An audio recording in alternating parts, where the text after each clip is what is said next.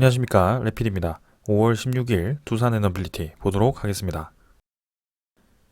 증시 먼저 보겠습니다. 코스피 2480포인트 0.04% 상승해서 마무리했고요. 코스닥은 0.27% 상승해서 816포인트로 마무리되었습니다. 자, 코스피는 오늘도 큰 변화 없었고요. 최근에 계속해서 조정세를 이어가면서 2500선 아래에서 지금 지수가 유지되고 있습니다. 외국인 투자자는 2280억 정도를 매수했지만 크게 지수를 상승시키면서 올리지는 않았고요. 기관 투자자도 570억 정도 매도하면서 크게 매도를 하지는 않았습니다. 코스닥 같은 경우는 최근에 조정세가 좀 강했는데요. 강한 만큼 지금 반등세가 좀 강하지는 않았습니다. 그래서 외국인 투자자, 기관 투자자가 오늘도 매도를 좀 이어가면서 좀 진행이 되었고요. 시가총액 그 상위 종목들이 좀 이제 급락을 하면서 지표가 좀 하락을 했는데 거기에 대해서 이제 추가적으로 어떤 흐름이 나온지 좀 지켜봐야 될 것 같습니다. 코스피 같은 경우는 일단 차트상으로는 고점이 점점 낮아지는 흐름이 이어지고 있습니다. 그래서 쌍바닥 형태로 좀 진행을 하고 있긴 하지만 오른쪽 바닥이 조금 더 낮은 느낌으로 진행이 되고 있고요. 21선 아래 그 다음에 61선 위로 지표가 좀 유지가 되고 있지만 추후에 어떤 흐름을 보일지는 좀 더 흐름을 봐야 될 것 같습니다. 그래서 최근에 이제 미국의 디폴트 우려와 함께 좀 지표가 조정을 받고 거기에 대해서 이제 크게 급등락을 하는 모습인데요. 거기에 이어서 지금 중국의 경제 성장률이 또 이제 빠르게 회복되지 않으면서 그런 전체적인 글로벌 경기에 대한 침체 신호가 좀 나오고 있습니다. 그래서 미국의 디폴트가 진행되지는 않겠지만 거기에 대해서 이제 증시는 좀 반응을 하고 있는 느낌이고요. 반등세가 좀 강했던 만큼 거기에 대한 조정세가 지금 한 절반 정도로 계속 진행이 되고 있습니다. 그래서 일단은 급락 이후에 바닥 라인을 다지면서 점점 상방 수렴을 하고 있었는데요. 여기서 지표가 크게 더 내린다라기보다는 적절한 수준에서 반등을 좀 하면서 계속해서 이런 분위기를 좀 이어가기를 바라겠습니다. 일단 그러기 위해서는 시가총액 상위 종목들이 좀 상승을 해야 될 것 같고요. 그런 금리 인상 사이클이 끝나고 금리 인하에 대한 시작을 알려줬을 때 이제 거기에 대한 증시 반응이 있을 것으로 기대가 됩니다. 그래서 이제 지금 5월인데요.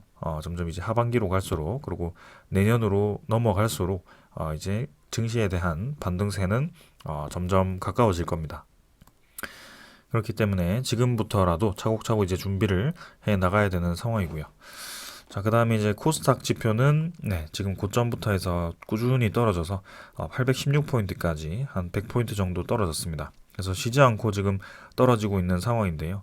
일단은 그 시가총액 상위 종목들이 급락에 대한 반등세가 있어야 하고요. 그 다음에 2차 전지 말고도 그런 다른 테마들도 같이 좀 움직여줘야 이제 지표가 좀 전반적으로 같이 상승을 할 수 있을 것 같습니다. 그래서 일단은 이제 2차 전지에 대한 급등세로 좀 이제 전반적인 지표가 올랐지만 추가적인 상승을 하기 위해서는 좀 이제 그런 종목들이 골고루 좀 올라줘야 될 것 같고요. 아직까지는 이제 경기 침체에 대한 신호가 좀 있기 때문에 기술주들이 모여있는 코스닥보다는 좀 이제 실적주 위주로의 그런 코스피가 조금 더 매력적일 수 있거든요.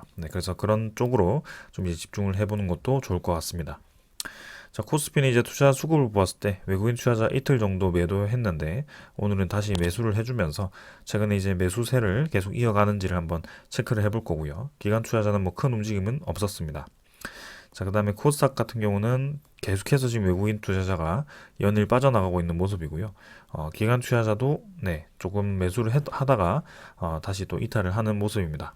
자, 그래서 이 움직임들을 좀 면밀히 한번 봐야 될 것 같고 코스피, 코스닥 향후 움직임들을 한번 주시해 보겠습니다. 자, 그 다음에 이제 환율이고요. 환율은 1.5원 정도 상승해서 1339원으로 진행이 되었습니다. 그래서 점점 이제 저점을 올리면서 진행이 되고 있고요. 고점 라인이 지금 이제 조금씩 높아지고 있긴 하지만 크게 많이 벗어나지는 않았습니다. 그래서 적절하게 상승한 뒤에 지금 1330원대, 40원대를 유지를 하고 있는 수준이고요. 여기서 이제 좀 이제 조정을 받아서 1300원 아래라든지 1200원대로 좀 진입을 해야 될 텐데 아직은 그런 특별한 움직임은 보이진 않고 있습니다. 그래서 금리 인상에 대한 이 종료가 이제 선언이 되었을 때 거기에 이제 환율이 좀 본격적으로 떨어지지 않을까라는 생각이고요. 지금 같은 경우는 미국의 디폴트라든지 네, 그런 경기 침체에 대해서 좀 이제 위험 자산에 대한 불호저, 네, 그래서 안전 자산으로 좀 이제 돈이 이동하는 그런 흐름 때문에 단기적으로 좀 올라가고 있지 않나라는 생각입니다. 그래서 그런 상황들이 불확실성들이 하나 둘씩 해결될수록 이제 그런 상황들이 좀 이 환율이 다시 떨어지는 방향으로 진행될 것으로 예상이 됩니다. 자, 그 다음에 이제 지수 선물이고요. 선물은 뭐 미국 증시 약 보합 수준이죠. 네, 그래서 크게 변화 없는 상황이고요. 유럽 증시도 네, 보합 수준입니다. 네, 유로 증시가 이제 0.26% 정도 상승하고 있으나 뭐 크게 올라가지는 않고 있고요. 그래서 선물 지표가 지금은 큰 변화 없다. 내일 정도 한번 봐서 분위기를 한번 봐야 될 것 같다라고 말씀드리겠습니다. 미국 10년물 국채금리는 3.47% 어제와 거의 유사하고요. 계속 유사한 흐름 이어가고 있습니다. 그래서 큰 변화 없이 국채금리도 횡보를 하고 있고요. 환율도 뭐 조금씩 올라갔지만 뭐 크게 우리의 예상 범위 밖으로 지금 나가고 있지는 않습니다. 그래서 적절한 수준에서 지금 경제 지표들이 하나 둘씩 안정화되고 있고요. 이제는 경기 침체에 대한 그런 신호라든지 그런 디폴트에 대한 신호에 대해서 이 정부라든지 아니면 그런 세계의 은행들이 어떤 식으로 이제 반응을 하는지가 좀 이제 이런 증권 시장, 네, 그런 부동산 시장, 뭐 이런 위험 자산들에 영향을 줄 수 있을 것 같습니다. 그러나 우리는 이미 그 방향을 알고 있고요. 전체적인 사이클을 이해를 하고 있기 때문에 앞으로 어떤 방향으로 시장이 흘러갈지를 알고 있기 때문에 거기에 대해서 천천히 접근을 해가면 되겠습니다. 자, 오늘 이 정도로 증시 보고 종목으로 넘어가겠습니다. 두산 에너빌리티 보겠습니다. 440원 상승해서 2.86% 상승했고요. 15,820원으로 마무리되었습니다. 자, 오늘은 두산 에너빌리티 장 초반부터 이제 상승 시작해서 끝까지 이제 상승 마무리를 했고요. 최근에 이제 급락 이후에 바닥을 조금 찍고 이틀 연속 이제 상승을 해주는 흐름이 나왔습니다. 시간의 거래는 40원 정도 상승해서 15,860원이죠. 네, 진행되었고, 거래량은 뭐 평소보다 더 적게 진행이 되었기 때문에 뭐 크게 중요하지는 않았습니다. 자, 일별 거래량은 600만 주 정도로 전날 대비해서 지금 한 2배 정도로 상승을 했고요. 최근에 이제 거래량이 점진적으로 줄어들면서 이제 300만 주 수준에서 유지를 했는데 다시 한번 거래량을 좀 높이면서 상승을 시작했습니다. 그래서 이제 점진적으로 다시 거래량을 늘려갈지 아니면은 이제 이 수준에서 유지를 하면서 횡보를 할지 뭐 그런 것들을 한번 살펴봐야 될 것 같고요. 일단 단기적으로는 네, 기술적으로만 본다면 바닥 라인을 잡는 것이 우선이었습니다. 그래서 일단은 네, 저점을 찍고 이제 반등을 하는 추세로 진행이 되었고요. 오늘 이제 이틀 연속 양봉이 나오면서 그동안 이제 연일 음봉이 나왔던 부분을 일부분 네, 반등을 시켜 주었습니다. 자, 그래서 이전에 이 두산 에너빌리티의 패턴을 보면 하락을 하면 줄곧 이제 하락을 하는 그런 패턴이 이어졌고요. 반등을 할 때는 또 줄곧 반등을 하는 그런 패턴이 만들어졌습니다.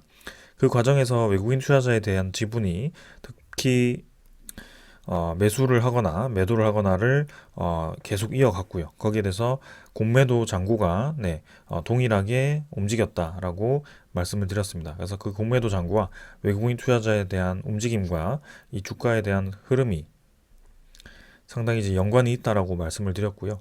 이번에도 이제 바닥을 찍고 네, 지금 반등을 하기 시작했는데 추후에 이 외국인 투자자에 대한 지분과 네, 그런 반등세가 계속 이어질지를 한번 주목을 해보겠습니다. 자, 그래서 공교롭게도 이제 반등을 시작한 날짜가 MSCI 리밸런싱이 끝난 리밸런싱이 아니죠. 네, 리밸런싱을 위한 정기지표 변경이 이제 발표된 그 다음 날부터 이제 상승을 시작했고요.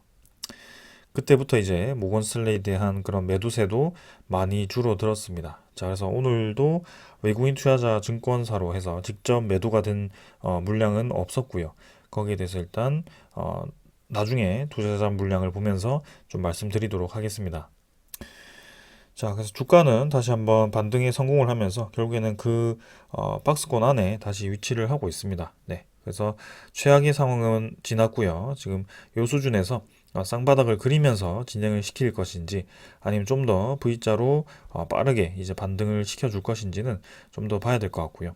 일단 우문구름선이 이제 이쪽에 형성이 되고 있기 때문에 빠르게 이제 치고 나가서 이쪽으로 이제 얇은 쪽으로 해서 빨리 나가는 것이 긍정적으로 보일 수 있습니다. 그래서 첫 번째는 이 반등 구간을 17,400원을 어떻게 이제 돌파를 할 것인가가 좀 중요한 흐름이 될 것 같고요. 전형적으로는 이제 이런 식으로 좀 쌍바닥을 그리는 패턴이 있었기 때문에 조금 더 시간이 필요할 수도 있습니다. 네, 그래서 추후에 그런 흐름들은 좀 살펴보도록 하고요. 결국에는 쌍바닥을 그리든 뭐 V자로 올라가든 우리가 중요한 것은 위로 올라가는 것이 중요합니다. 그래서 고점이 이제 점점 높아지는 방향으로 진행이 되었기 때문에 다음에 이제 다시 한번 이 17,400원 위로 뻗어 나갔을 때는 그 고점을 이제 2만 원 위로 좀 집어넣는 것이 중요할 것 같습니다. 그래서 최근에 그런 뭐 소식이라든지 그런 흐름들이 충분히 저는 그렇게 올라갈 수 있을 거라고 생각하고 있고요.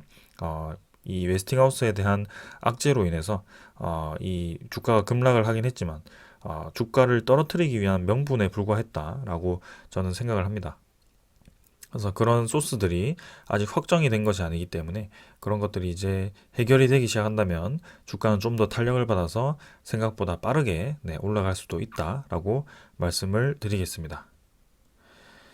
그래서 일례로 본다면 사실 이때부터 해서 이때까지 주가가 떨어지는데 걸리는 시간이 거의 이제 한 달 반, 두 달 가까이 걸립니다. 그리고 쌍바닥까지 다지는데 그만큼 걸리는데 그 떨어진 구간을 올리는데 걸리는 시간은 5일밖에 걸리지 않았습니다. 그래서 두산 에너빌리티의 특성이 한번 올라가면 좀 빠르게 올라가는 특성이 있었습니다. 이전에도 그랬고요. 특히 급등세가 있었을 때는 단 2주 만에 주가가 이제 3배 가까이 되는 그런 상황이 만들어졌기 때문에 사실상 우리가 급하게 생각할 필요가 없습니다. 네, 때가 되면 그런 이제 수급이 터져주면서 좀 더 빠르게 올라갈 수도 있기 때문에 그때를 위해서 우리가 지금 오랫동안 투자를 하고 있는 거고 기회가 올 때마다 매수를 진행을 하고 있는 것입니다.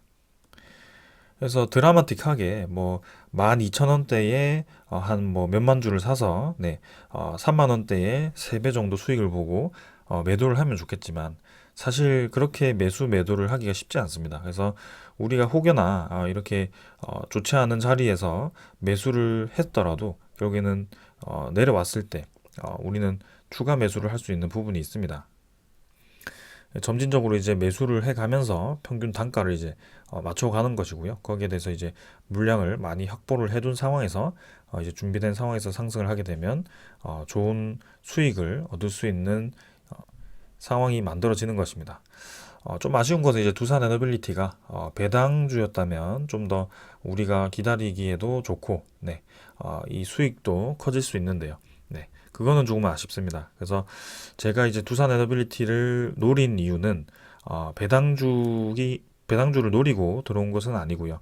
결국에는 기업이 한 10년간 그죠 하락세를 겪고 결국에는 이제 그 하락세를 겪은 이후에 살아나고 있는 그 흐름을 제가 보고 들어온 것입니다. 그래서 사실상 이제 재무제표를 보면 지금 당장은 아직까지 이상적으로 좋지 않을 수 있지만 그 2020년, 2018년, 뭐 2015년 이때 대비해서 점점 이제 개선이 되고 있는 것이 보이고 있다라는 것입니다. 그래서 거기에 플러스해서 이제 회사가 이제 한참 전성기를 달릴 때 그만큼의 일감이 터진 것처럼 지금의 그 상황이 전 세계적으로 만들어지고 있고 주변에 대한 환경이 그런 식으로 형성이 되고 있다는 점에서 제가 주목을 한 것입니다. 그렇기 때문에 하루 이틀 사이에 주가가 움직이지 않는다라고 해서 우리가 이 투자를 멈출 것이 아니고 결국에는 지금 개선되어 가고 있는 두산 에너빌리티를 보고 있기 때문에 조금 더 시간을 두고 지켜볼 만한 그런 가치가 있다라고 생각을 합니다. 물론 요때와 최근 이 수준에서의 주식 수가 완전히 다르긴 하죠. 그래서 주식 수가 지금은 6억 4천만 주고요. 요때는 뭐 1억 주 정도밖에 되지 않았을 겁니다. 그래서 수량이 확연히 차이가 있지만 그래도 전체 시가총액을 따졌을 때도 두산 에너빌리티의 전성기 수준에서의 그런 시가총액을 저는 충분히 넘을 수 있을 거라고 생각을 하고 있고요. 그 수준은 시가총액 20조 수준입니다. 자, 그래서 향후 흐름을 천천히 한번 지켜볼 생각이고요. 네, 지금 이번에 좀 급락으로 인해서 좋지 않은 분위기가 형성이 되었지만 이후에 어떤 흐름을 가지는지 좀 살펴보도록 하겠습니다. 그 다음은 투자자 수급이고요. 투자자는 기관 투자자 5만 7천 주 매도했고 외국인 투자자가 4만 주를 매도했습니다. 자, 드디어 이제 외국인 투자자에 대한 매도세도 좀 줄어드는 듯 한데요. 일단은 기관 투자자도 어제부터 해서는 크게 매도를 하고 있진 않습니다. 네, 금융투자보험은 오늘도 매수를 했고요.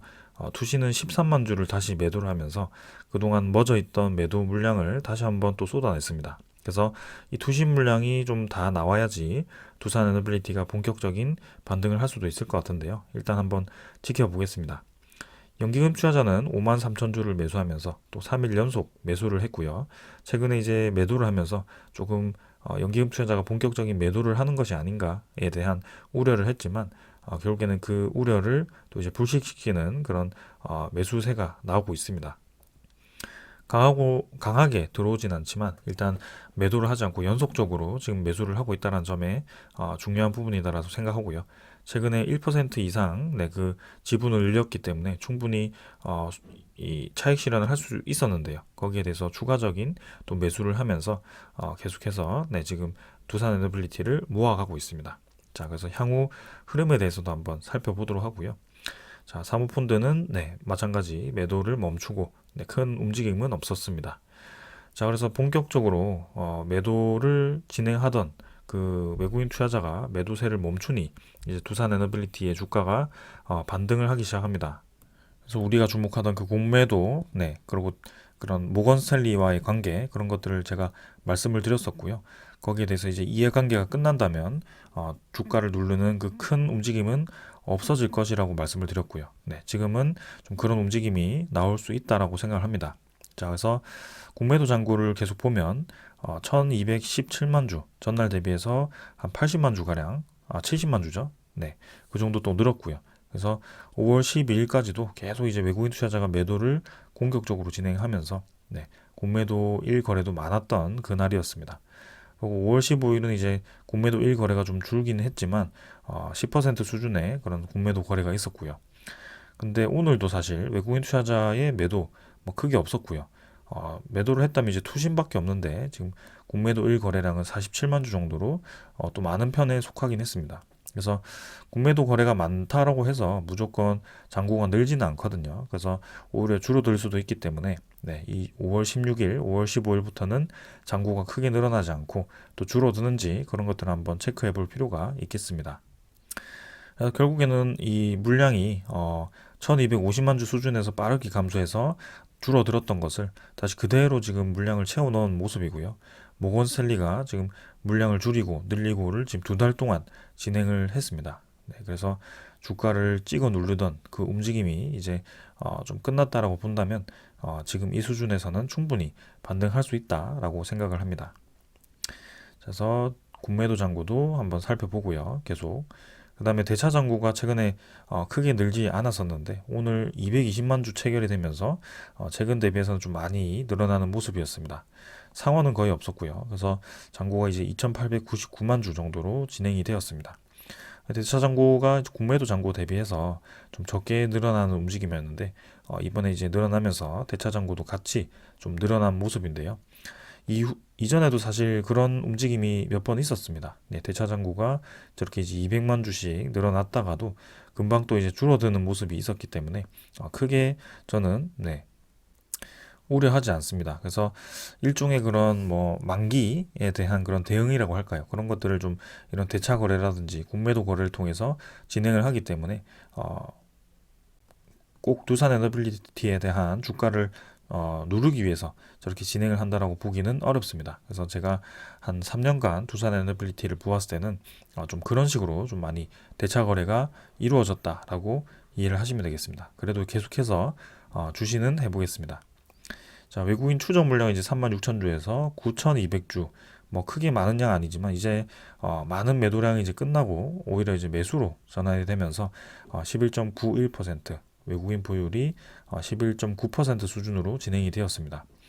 자, 그래서 이전에도 사실 13%에서 11.8% 정도까지 지분이 좀 떨어졌었는데요.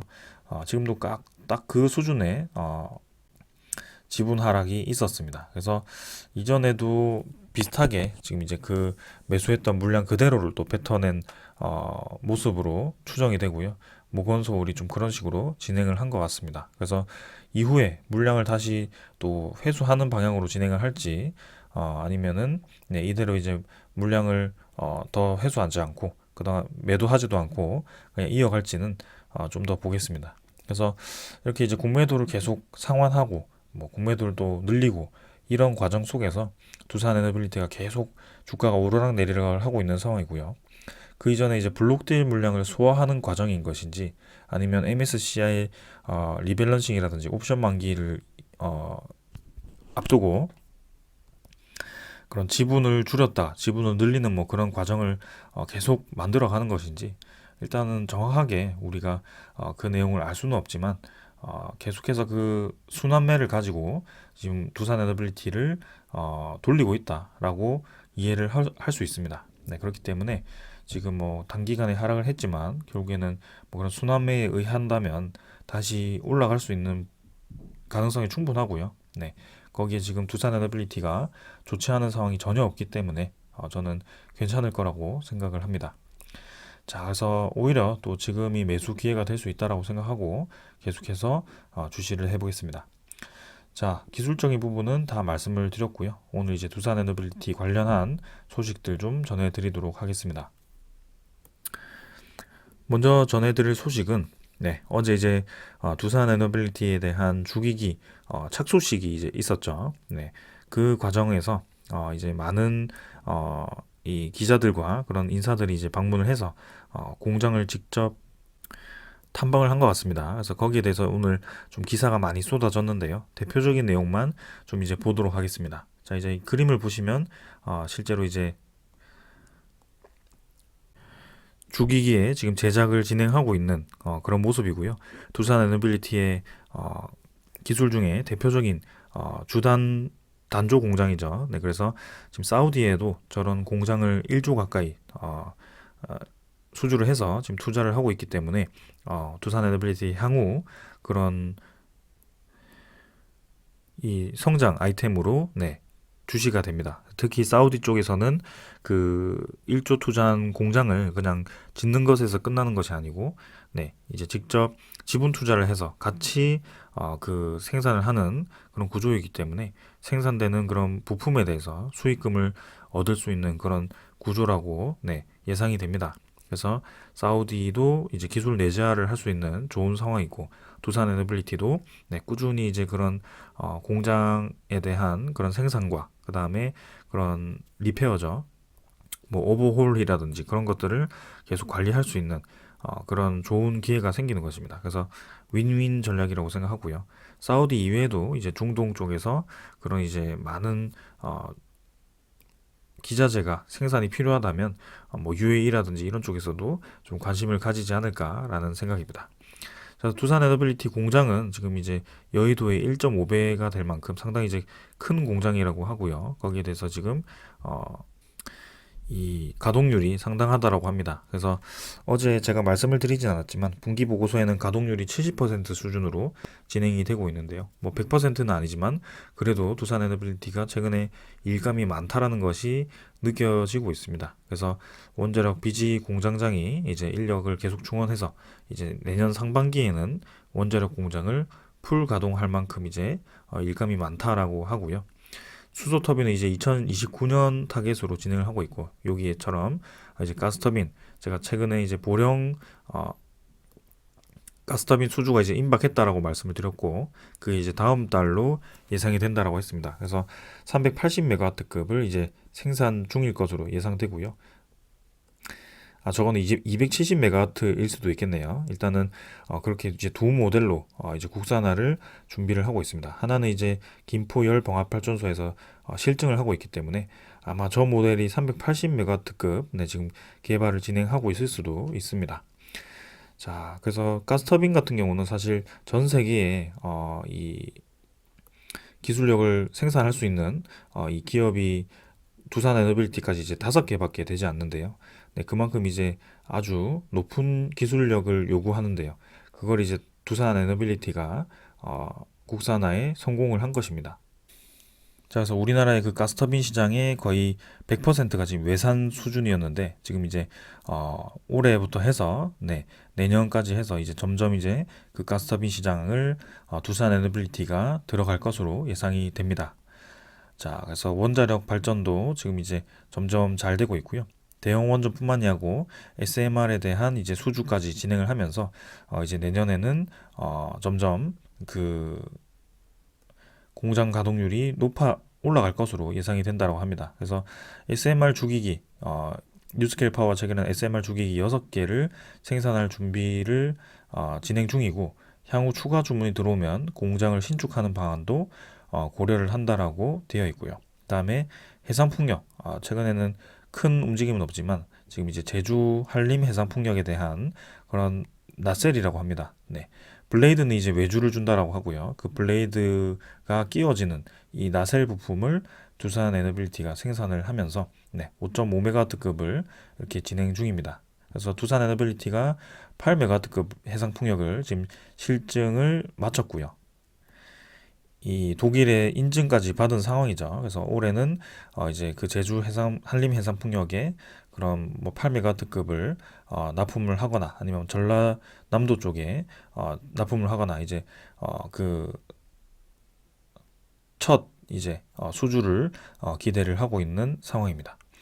그래서 지금 여러모로 지금 두산 에너빌리티의 사업이 다 잘 되어 가고 있고요. 두산 밥캐까지 잘 나가면서 이제 두산 퓨얼셀도 이번에는 좀 지지부진하긴 했지만 이 하반기로 갈수록 점점 기대가 되고 있습니다. 그래서 자회사까지 탄탄하게 지금 이제 실적이 받쳐주고 있는 상황에서 두산 에너빌리티도 지금 장사가 잘 되고 있기 때문에 전반적인 흐름이 아주 괜찮다라고 생각을 하고 있고요. 거기에 대해서 지금 증권사들도 하나둘씩 계속해서 목표 주가를 내어놓으면서 좋은 이 움직임을 기대를 하고 있습니다. 그래서 목표 주가가 이제 21,000원 수준에서 평균적으로 형성이 되었는데요. 추후의 흐름에 따라서 목표 주가가 상향이 될 수 있지 않을까라는 생각이고요. 지금 최근에 두산 밥켓에 대한 흐름을 보았을 때는 지분 가치만 따지더라도 지금 두산 에너빌리티는 훨씬 더 상승을 해야 되는 상황인데 아직까지는 그런 움직임은 없었습니다. 그러나 조만간 시간이 지날수록 그런 흐름이 이어질 것으로 예상이 됩니다. 자, 그다음 이제 뭐 에너지 기술 평가원이 이제 폴란드와 체코와 함께 이제 원자력 기술 협력을 이렇게 본격화했고요.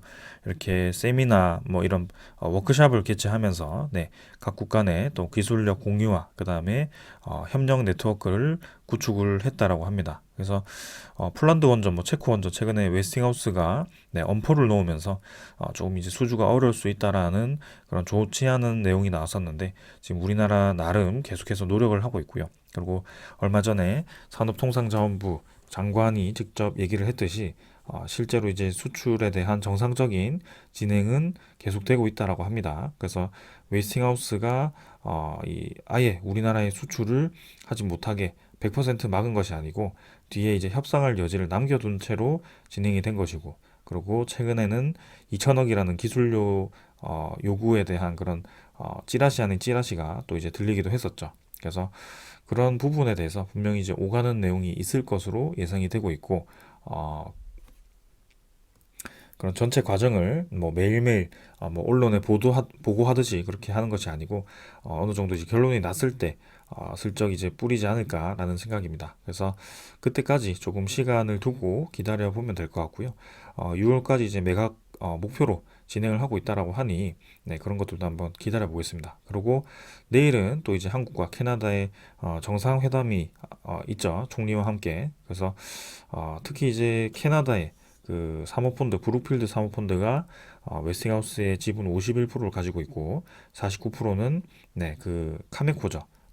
카메코가 가지고 있습니다. 근데 그 카메코의 최대 주주가 또 이제 캐나다의 그 국유은행이거든요. 국유 중앙은행일 겁니다. 그래서 사실상 이제 그 웨스팅하우스가 속한 그 속했다라기보다는 웨스팅하우스를 인수한 것이 캐나다 정부 차원에서 인수했을 수도 있다라고 좀 생각이 들 만큼 그런 움직임이 좀 보이고 있습니다. 네, 그래서 내일 만약에 이제 그런 에너지 관련 협력이 공식화될 것인지, 뭐 SMR이라든지 그런 뭐 재생에너지에 대한 그런 혹은 또 대형 원전까지도 에너지에 대한 협력 강화를 또 이제 공식적으로 발표를 할 것인지 모르겠지만 또 나름 기대가 되는 부분 중에 하나입니다. 일단은 한국과 캐나다에 대한 그런 정상회담은 지금 오픈이 많이 되지 않았더라고요. 네, 그 구체적인 내용도 아직까지는 언급이 되지 않았는데 한번 네, 지켜보겠습니다.